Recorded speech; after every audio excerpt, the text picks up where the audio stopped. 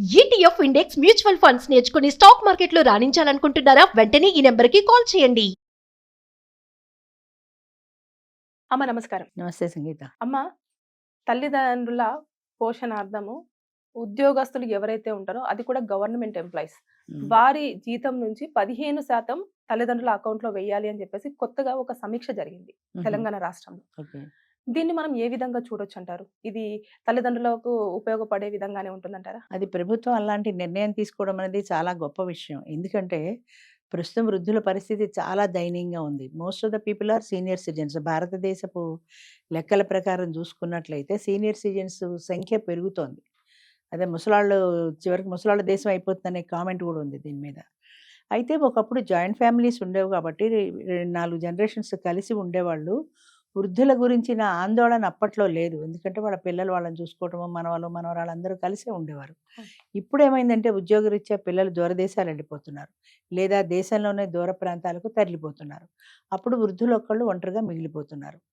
Main వృద్ధుల్ని వాళ్ళతో కలిసి పెట్టుకోవడానికి పిల్లలు ఇష్టపట్టాల. ఇప్పుడు ఢిల్లీలో పిల్లలు ఉన్నారనుకో, వీళ్ళని రమ్మడానికి వాళ్ళు ఇష్టపట్టాల. అలాగే సీనియర్ సిటిజన్స్ కూడా వాళ్ళతో కలిసి ఉండడానికి ఇష్టపట్టాల. స్వతంత్రంగా ఉండాలనుకుంటున్నారు. కారణాలు ఏమైనా కానీ స్వతంత్రంగా జీవించాలి, మేము వాళ్ళకి దగ్గర డిపెండెంట్గా ఎందుకు బ్రతకాలి అనే ఆలోచనలతో సీనియర్ సిటిజన్స్ ఉన్నారు. అదే ఆలోచనతో పిల్లలు ఉన్నారు. సో ఒకప్పుడు 2007 యాక్ట్ అని ఒకటి ఉంది. అంటే వృద్ధుల పోషణ మరియు సంరక్షణ చట్టం అని ఒక చట్టం చేశారు. దాని ప్రకారం ఏంటంటే వృద్ధులకు వేరే సంపాదన లేనప్పుడు, ఆదాయం సంపాదించుకునే అవకాశం లేనప్పుడు పిల్లలకి బాధ్యత ఉన్నది, పోషించాల్సిన బాధ్యత పిల్లలకు ఉన్నది. కాబట్టి వాళ్ళు కంపల్సరీగా పిల్లలు పోషించాలి. ఒకవేళ ఏ కారణం వలన వాళ్ళు పోషించకపోతే అప్పుడు వీళ్ళు ఆర్డీఓ దగ్గర కేసు ఫైల్ చేయొచ్చు. మాకు వేరే ఆదాయం లేదు, మా పిల్లలే మాకు ఆదాయం, వాళ్ళు మమ్మల్ని చూడటం లేదు, మమ్మల్ని బయటికి తరివేశారు, అంచేత మాకు కాస్త ఆదాయమైనా ఇప్పించండి, మా పిల్లలతో అయినా మమ్మల్ని కలిసి ఉండేలా చేయండి అని. దానికి 90 రోజుల్లో ఆర్డీఓ గారు తీర్పు ఇవ్వాలి. వాళ్ళని వీళ్ళని ఇద్దరిని పిలిచి కూర్చోబెట్టి మాట్లాడి ఆయన ఏదో ఒక జడ్జిమెంట్ ఇస్తారు. ఆయన వృద్ధులకు అనుకూలంగా జడ్జిమెంట్ ఇవ్వాలి అని అనుకున్నప్పుడు వాళ్ళకి ఎంత జీతం వస్తుందో తెలుసుకుని అందులో ఇంత పర్సంటేజ్ నీ పేరెంట్స్కి ఇచ్చి తీరాలని కంపల్సరీగా ఒక రూల్ పాస్ చేస్తారని. ఇచ్చే తీరాలి, వాళ్ళకి కాదనడానికి వీల్లేదు. అయితే అది గవర్నమెంట్ అయినా అంతే, ప్రైవేట్ అయినా అంతే, బిజినెస్ మ్యాన్ అయినా అంతే, ఎవరికైనా అదే రూల్. ఇప్పుడు నువ్వు చెప్పిన ప్రకారం ఈ సమీక్షలో వాళ్ళు అనేది ఏంటంటే గవర్నమెంట్ ఉద్యోగస్తులు 15% ఆఫ్ ది ఇన్కమ్లో ఇవ్వాలి అని. మరి what about the other people? అందరూ గవర్నమెంట్ ఉద్యోగస్తులే కాదు కదా. 30-40% ఉద్యోగస్తులు ఉన్నారంటే మోర్ దాన్ 60% ప్రైవేట్ ఎంప్లాయీస్ ఉన్నారు. పైగా వాళ్ళకి జీతాలు కూడా వీళ్ళకంటే ఎక్కువ. జనరల్గా ప్యాకేజీలు సిస్టంలో వాళ్ళు లక్షల్లో సంపాదిస్తున్నారు, పెద్ద ఉద్యోగస్తులు అనుకోపోని. మరి వాళ్ళ సంగతి ఏంటి? ఇప్పుడు గవర్నమెంట్ ఉద్యోగస్తులు అనగానే గవర్నమెంట్ ఉద్యోగస్తులు భారీ దెబ్బలాడుతుంది. మనం ఎందుకు ఇవ్వాలి, పక్కింటి ఆయన బోర్డు సంపాదిస్తున్నాడు, ఆయన ప్రైవేటు, ఆయన దగ్గర ఎందుకు తీసుకోరని. ఫ్యూచర్లో పిల్లనిచ్చే వాళ్ళు కూడా వాడు ఒకప్పుడు గవర్నమెంట్ ఎంప్లాయీ అంటే ప్రిఫరెన్స్ చూపించేవాళ్ళు, ఎందుకంటే ఇది ఒక శాశ్వతమైన ఇన్కమ్ ఉంటుంది, ఒక పర్మనెంట్ ఉద్యోగం అని. ఇప్పుడు వాడు గవర్నమెంట్ ఉద్యోగస్తుడు, వాడి దాంట్లో 15% వాళ్ళకే పోతే ఇంక వీడికి వచ్చే ఆదాయం ఎంత ఉంటుంది అని పేరెంట్స్ కానీ పెళ్లి కూతురు కానీ ఆలోచించుకునే పరిస్థితి వస్తుంది. అంచేత దేశంలో అందరూ సమానమే కాబట్టి పౌరులందరూ, ప్రతి పౌరుడికి కూడా తన పేరెంట్స్ని చూసుకోవాల్సిన బాధ్యత అనేది ఉన్నది. కాబట్టి అది వాళ్ళు విస్మరిస్తే ప్రభుత్వం ఒక చట్టం చేయొచ్చు. ఎవరైనా సరే, ఇదర్ గవర్నమెంట్ ఆర్ ప్రైవేట్, ఎవరైనా కానీ చేసేవాళ్ళు ఇంత పర్సెంట్ ఖచ్చితంగా పేరెంట్స్కి ఇవ్వాలి అనే రూల్ పాస్ చేసినట్టయితే అందరికీ సమన్యాయం ఉంటుంది. అది కేవలం ప్రభుత్వం మాత్రమే అంటే మిగతా ప్రైవేట్ వాళ్ళు అమ్మాయ్యా మేము బయటపడిపోయాం కదా అనుకుంటారు. అంతేగాని అసలు పిల్లలు చూస్తే అసలు ఈ సమస్య రాదు కదా, చూడటం లేదు కాబట్టి ఈ సమస్య వచ్చింది. అంచేత పేరెంట్ వాళ్ళు మేము ఒడ్డున పడిపోయాం, మాకు సంబంధం లేదు, మేము ప్రైవేట్ జాబ్ చేస్తున్నాం అనుకుంటారు. కానీ తండ్రి బిడ్డల సంబంధం, తల్లి బిడ్డల సంబంధం, గవర్నమెంట్ అయినా ప్రైవేట్ అయినా రక్త సంబంధం అది పోదు కదా. ఆ బాధ్యత ఎవరికైనా ఉంటుంది. కాబట్టి గవర్నమెంట్ ఎంప్లాయీ అని కాకుండా ఎవరైనా సరే తల్లిదండ్రులు పోషించాల్సిన బాధ్యత పిల్లలకు ఉంది. లేకపోతే ఇంత పర్సెంట్ మీ జీతంలోంచి కట్ చేసి వాళ్ళకి ఇవ్వాలి కంపల్సరీగా అని ఒక రూల్ పాస్ చేసినట్టయితే సమన్యాయం జరుగుతుంది అందరికి. అంటే ఇప్పుడు గవర్నమెంట్ ఎంప్లాయీస్ కి సంబంధించిన శాలరీ అకౌంట్స్ అయితేనేమో గవర్నమెంట్ వాళ్ళ ఆధీనంలో ఉంటుంది కాబట్టి వారు నిర్ణయం ఇస్తారు. ఇప్పుడు ప్రైవేట్ కి సంబంధించింది, ఇప్పుడు మనం ప్రైవేట్ ఎంప్లాయీస్ అనుకోండి, అకౌంట్ సెక్షన్ శాలరీ సర్టిఫికేట్ ఉంటుంది కదా వాళ్ళకి కూడా, వాళ్ళకి ఎంత జీతం ఇస్తున్నారో సర్టిఫికేట్ ఉంటుంది కదా. ఆ శాలరీ సర్టిఫికేట్ ప్రొడ్యూస్ చేయాలి వాడు. అందులో ఇంత పర్సెంట్ అని ప్రైవేట్ ఎంప్లాయీస్ కూడా మేనేజ్మెంట్ డిడక్ట్ చేయగలగాలి. ఇప్పుడు ఇంతవరకు ఏంటంటే గవర్నమెంట్ ఎంప్లాయీ అయితే ఇప్పుడు డైవర్స్ ఉన్నాయనుకో, మెయింటెనెన్స్ ఇంత ఇవ్వాలి, అమ్మాయికి డైవర్స్ ఇచ్చినప్పుడు మెయింటెనెన్స్ ఇవ్వాలని జడ్జి ఇస్తాడు. అది గవర్నమెంట్ శాలరీ అనుకో, అందులోంచి వాళ్ళే డిడక్ట్ చేసేసి మిగతాదే వాడికి ఇస్తారు. డిడక్ట్ చేసిన పార్టీ ఎంఐకి పంపించారు అనుకో. ఇప్పుడు ప్రైవేట్లో అలా జరగదు. అంచేత గవర్నమెంట్ అయినా ప్రైవేట్ అయినా వాడికి ఒక శాలరీ సర్టిఫికెట్, ఇంత ఆదాయం అనేది ఉన్నది అని తెలుస్తుంది కాబట్టి అందులో వాళ్ళు కూడా డిడక్ట్ చేసి పేరెంట్స్కి ఇచ్చేటువంటి అవకాశాన్ని ఆ వెసులుబాటు గవర్నమెంట్ కల్పించాలి.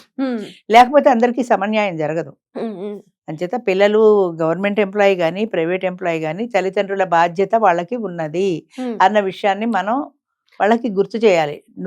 నువ్వు ఇవ్వకపోతే నీ జీతంలోంచి కట్ చేసి శాలరీ పిల్లలకి పంపిస్తాము అని. అయితే ఇందులో ఉన్న ఇబ్బంది ఏంటంటే స్టార్టింగ్ నుంచే ముందే ముఖ్యంగా పెళ్లి చేసుకోబోయే వాళ్ళు ఒకప్పుడు గవర్నమెంట్ ఎంప్లాయీ అంటే కాస్త వాళ్ళకి ప్రిఫరెన్స్ ఇచ్చేవాళ్ళు, ఒక పర్మనెంట్ శాలరీ జీతము ఉంటుంది అని.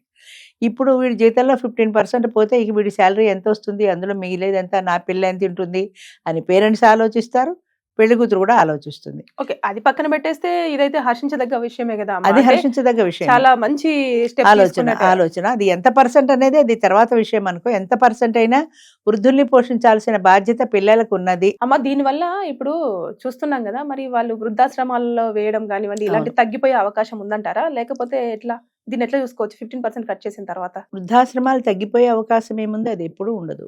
అది అక్కడ పిల్లల దగ్గర మేము ఉండలేము అనుకున్న వాళ్ళు మా 15% ఇచ్చేయండి మేము పోయి హాయిగా బ్రతుకుతాం అనుకుంటారు ఓల్డ్ ఏజ్ హోమ్కి వెళ్ళిపోయి. అది తర్వాత ఇంకా వృద్ధాశ్రమం అనేది అది కమర్షియల్ కాదు. దాని మెయిన్ పర్పస్ ఏంటంటే కమర్షియల్ కాదు, వృద్ధులకే అదొక ఆశ్రయం ఇచ్చేటువంటి స్థలం. అది పిల్లలు చూసుకోనటువంటి వృద్ధులు అక్కడ ఉండేటువంటి ఒక వెసులుబాటు కల్పించారు, ఒక ఎన్జిఓ లాగా. అంతేగాని అది బిజినెస్ లాగా కమర్షియల్ గా ఇప్పుడు చేస్తున్నారు, కానీ అది కమర్షియల్ కాదు కదా. అంచేత అలాగా పేరెంట్స్ ని చూసుకోనటువంటి పిల్లలు ఉన్న వాళ్ళకి అది ఒక అవకాశం, ఆల్టర్నేట్ ఉంది. మేము ఇక్కడ కాకపోతే మేము ఓల్డ్ ఏజ్ హోమ్ లో ఉంటాము అనే అవకాశం ఉంది. అంతేగాని ఇక్కడ జనాలు తగ్గిపోతే ఏమో మళ్ళీ మాకు ఇన్కమ్ తగ్గిపోతుంది అని ఆలోచించకూడదు కదా. ఇన్కమ్ బేస్డ్ కాదు అది, వాళ్ళకు ఒక ఆశ్రయం మనం ఇస్తున్నాం అంతే. ఆ దృష్టితోటే చూడాలి. అలా ఆలోచించేవాళ్ళు మీరు ఏదైనా సరే కంపల్సరీగా వృద్ధులకు ఒక సంరక్షణ అనేది ఉండాలి. నీ దగ్గర ఉన్నప్పుడు నువ్వు 15% ఇవ్వక్కర్లేదు. నీ దగ్గర నుంచి వాళ్ళు బయటకు వెళ్లే పరిస్థితి అయితే 15% నువ్వు ఖచ్చితంగా ఇవ్వాలి అన్నప్పుడు ఆ డబ్బులు పోతాయేమో అనైనా ఇంట్లో పెట్టుకుంటారు.